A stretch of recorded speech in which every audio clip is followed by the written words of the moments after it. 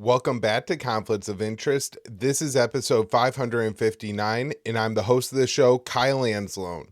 We don't have a ton of news on today's show, but certainly a lot of important stories to get through. But before we get there, we need to talk about the sponsor of the show, and that is the Expat Money Summit 2024, which is the world's largest offshore event taking place entirely online from October 7th through the 11th. It's hosted by Mikhail Thorup, who is the host of the Expat Money Show and a highly sought-after expat consultant. Discover why international diversification is a must for those looking to preserve their liberty and wealth. You will learn how to craft your perfect plan B, how to quickly acquire a second passport, diversify your finances offshore, invest in international real estate, and get in-depth insights on geopolitics from world-renowned experts. Headline speakers include the great Dr. Ron Paul, Doug Casey, Scott Horton, you guys may have heard of that guy, and Tom Woods. And of course, myself, Dave DeCamp, and Hervoya Morik will all be on a panel titled World War III, Fear-Mongering or Genuine Concern. So you can reserve your free complimentary ticket to the event at expatmoneysummit.com. Again, that's expatmoneysummit.com. You could also just follow through from the link in the show notes page, and that'll take you right to the page. Additionally, if you want a VIP ticket, you could reserve or get yours $100 off by using the promo code Kyle when you get your ticket. And again, there is the promo code KYLE and also a link in the show notes page to make it as easy as possible on you guys. Now, before we get into the show today, just want to remind people that the show is hosted through the Libertarian Institute, and we have completed our fundraiser at the Institute. So I want to say a huge thank you to everybody in this audience, because I know that you guys really go out and contribute to the Institute fundraiser. That my audience really helps out with that. So I really appreciate all of you guys who went over and made a contribution over the past month or so. Hopefully you guys got some good books that we publish at the Institute, and you are enjoying those. And with that, let's start getting into the news today. The first story up here is Russia made steady gains in Donetsk amid fighting in Kursk. So Russia forces continue to make steady gains in Ukraine's eastern Donbass amid the Ukrainian cross-border attack in Russia's Kursk. Russia has forced its offensive towards Donetsk, a major hub for the Ukrainian forces in the region. Local officials said Friday that Russian forces were about 6 miles away from a key city, and the city was ordered to be evacuated. The Associated Press reports that officials said Russian forces were advancing at a fast pace with every passing day. There is less and less time to collect personal belongings and leave for safer regions, the official said. Also on Friday, local officials said a mall in the Russian-controlled region of Donetsk was hit by Ukrainian shelling, which caused a large fire that killed at least 2 people. According to South Front, Russian forces continued to make steady gains in Donetsk over the weekend. Meanwhile, heavy fighting continues in Russia's Kursk Oblast, where Ukrainian forces have captured about 1,000 square kilometers. Ukrainian President Zelensky said Sunday that he wants to create a buffer zone in Kursk.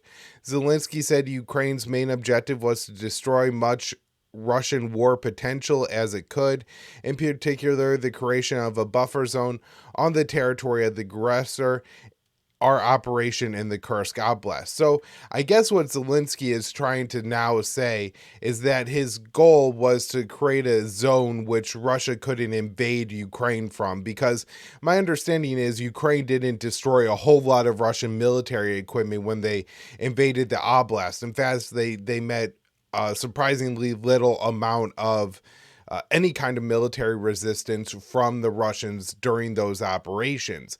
And so I think as we look at this, I really do believe that what the Ukrainians were doing here were trying to force the Russians to reposition some of their forces or redirect some of their forces away from Donetsk and Ukraine's eastern regions. And it seems that is not working out, as this article here details, that the Russians are still making quite a bit of progress in Ukraine, continuing to work in Donetsk.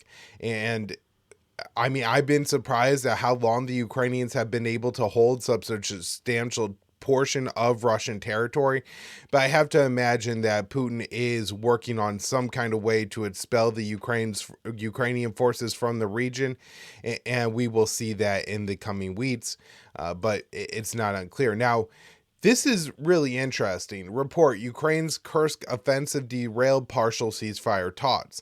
So Ukraine's offensive into Russia's Kursk Oblast has derailed planned indirect negotiations between Russian and Ukrainian officials that could have resulted in partial ceasefire, according to the Washington Post. The two sides are scheduled to send officials to Qatar to host negotiations on an agreement that would halt strikes on energy and power infrastructure on both sides. Qatari officials would have acted as mediators instead of having the Russians and Ukrainian negotiators meet directly. An unnamed diplomat told the Post that Russia postponed the talks after Ukraine launched its invasion of Kursk on August 6th. The diplomat said the talks weren't called off altogether, saying the Russians didn't call off the talks. They said, "Give us time." However, publicly, Russian officials are now ruling out the idea of talks with Ukraine, citing the civilian attacks on civilians in Kursk. So this is what Maria Zakharova, the foreign ministry spokeswoman, said on Sunday. After October 6th, the world could see that Ukraine's Banderites' response to this goodwill gesture, the bandit attack on the Kursk region, their atrocities against the civilian population. Naturally, as Russian President Vladimir Putin has said, there is nothing to talk about with the people who are doing this. So, a deal halting attacks on energy infrastructure would have given Ukrainians significant relief for the winter. Since October of 2022, after the first Ukrainian bombing of the Crimean Bridge, Russian missiles and drones have pounded Ukrainian energy infrastructure over the past year.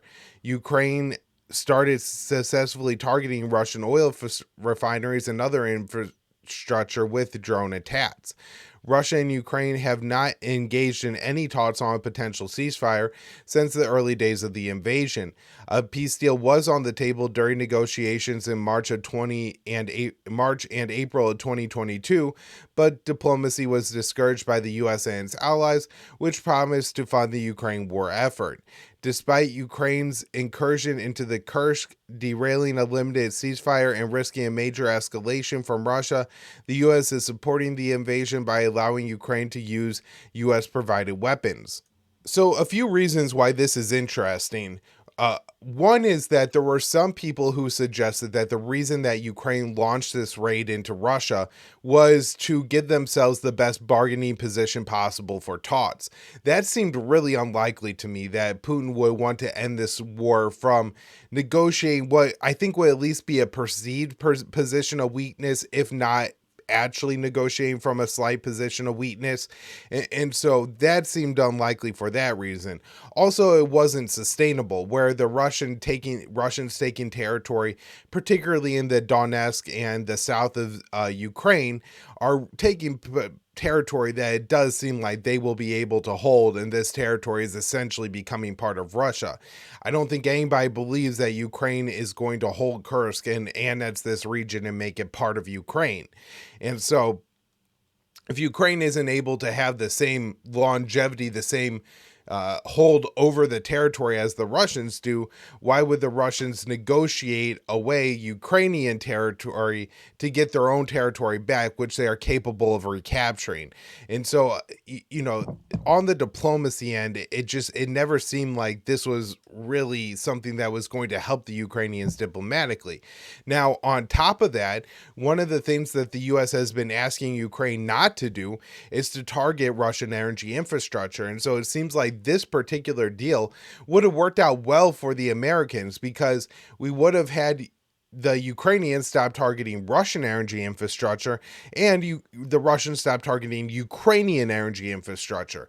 And so that would have been what the U.S. wanted on both ends, but instead this invasion derailed it. Again, the White House is continuing to assist. It didn't know about this until after it happened, which I think is even more concerning in a lot of ways than if Biden signed off on it, because how is it possible that we're giving all these Ukrainians, we're training all their soldiers, giving them all their weapons, right? They had to stack a pretty significant amount of American-made weapons across from the border before they launched this invasion. And so do the Americans just have no idea where our weapons are in Ukraine? Is there that little oversight on the battlefield of where these weapons are going that we just have simply no idea of what region of Ukraine that these weapons are in, or that we don't ask questions to our Ukrainian partners if a significant number of American weapons are moved away from the battlefield to a different region of Ukraine in what seems like potentially a cross-border attack into Russia or something. We're not asking those questions. Like there's so much here that just doesn't sound right about this attack still, and it seems like it's going to be a major blunder and mistake for the Ukrainians, and likely was known by the U.S. One more thing on that point that I haven't heard anybody bring up yet, but I think is significant.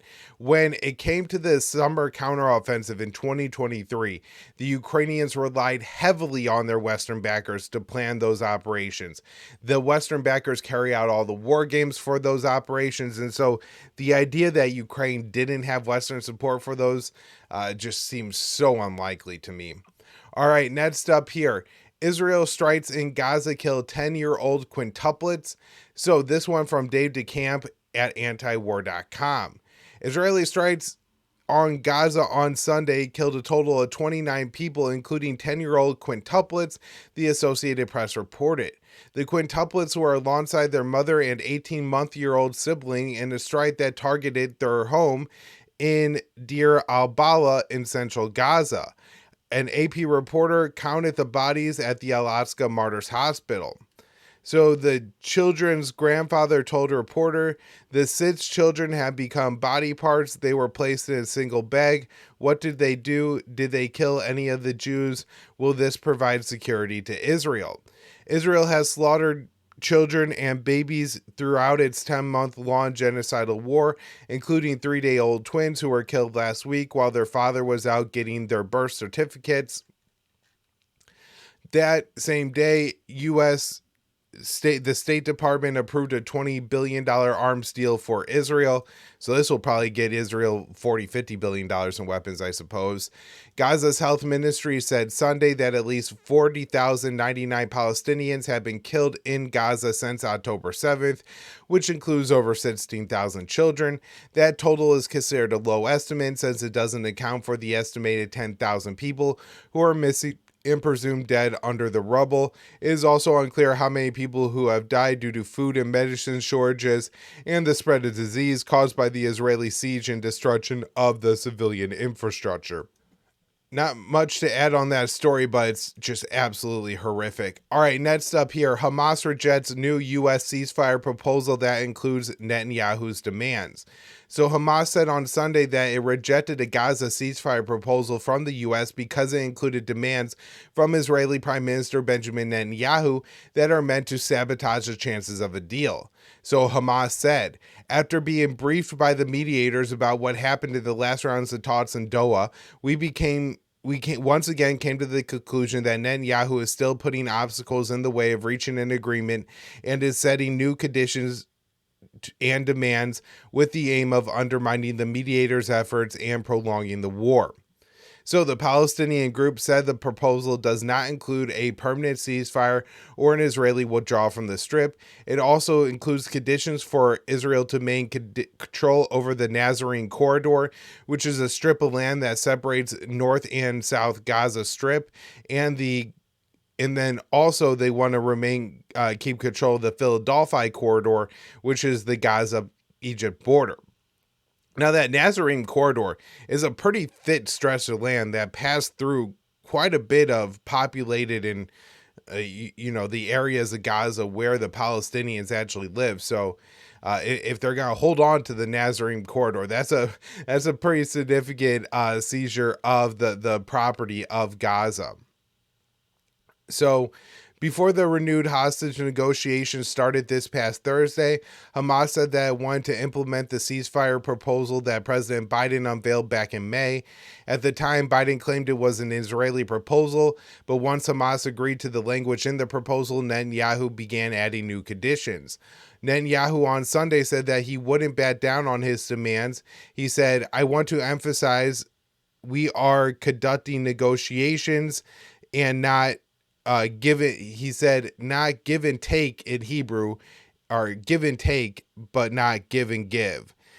He also said there are some areas where we can show flexibility and areas where we can't show flexibility, and we are standing firm on them. We know quite well how to distinguish between the two. Israeli media also report that Netanyahu told his ministers that the chances of a ceasefire deal were, quote, not high.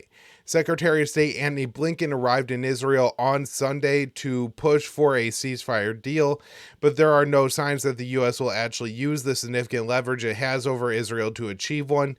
The administration has refused to condition military aid on a Gaza ceasefire and continues to ship weapons to Israel, and recently just approved a major new arms deal for Israel, which of course is mainly F-15s, but also includes tank ammunition, which Israel is using a lot of at this point in Gaza.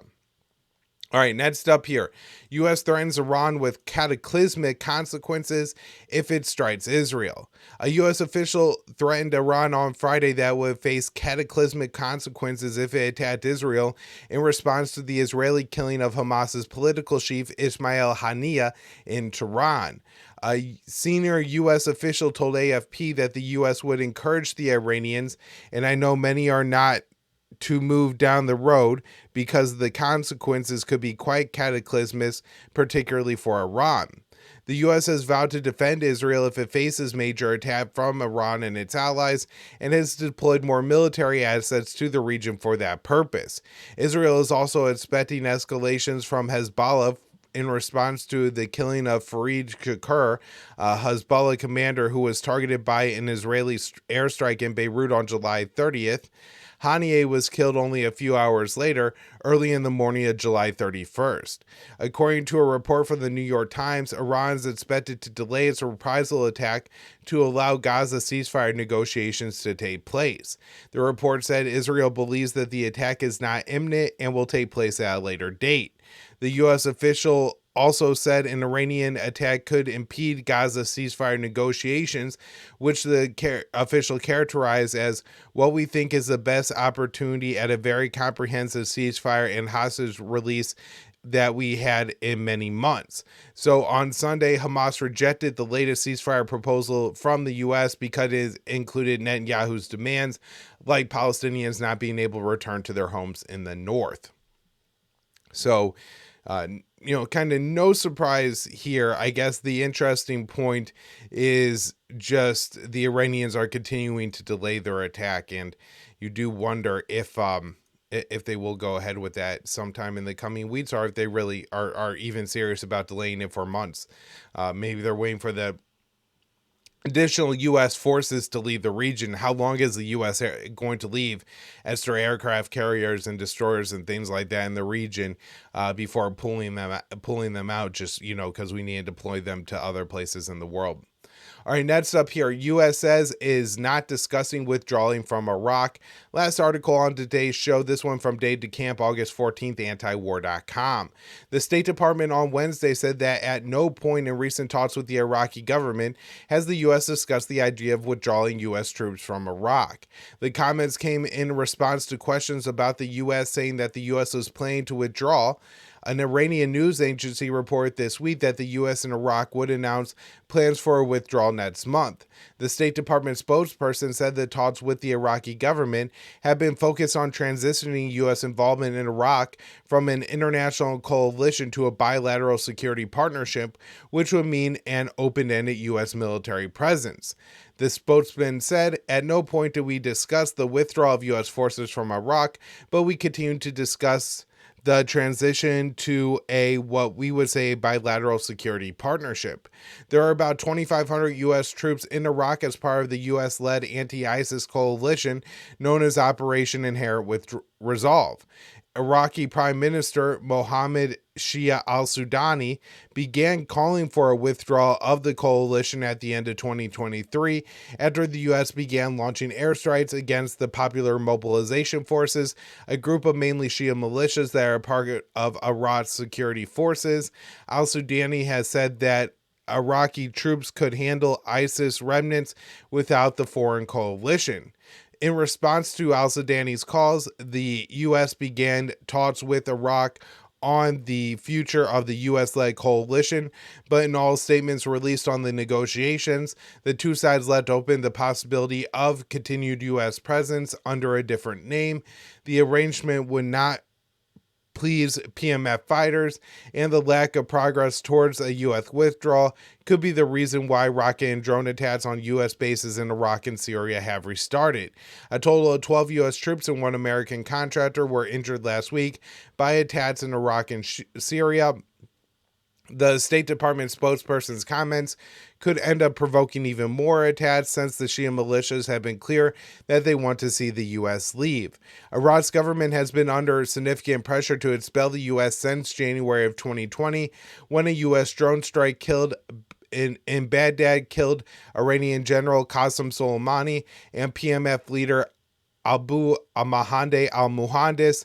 After the strike, the Iraqi parliament voted to expel U.S. forces, but the U.S. has refused to leave. The U.S. has been able to stay in Iraq due to significant economic leverage it has over the country. Since the 2003 invasion of Iraq, Iraqi's foreign reserves have been held by the U.S. Federal Reserve, giving Washington control over Baghdad's dollar supply and the ability to devalue the Iraqi dinar. The U.S. also keeps tight control over Iran's ability to pay its neighbor Iran for much needed electricity. All right, everyone, thanks for tuning into the show today. We'll be back with more later in the week.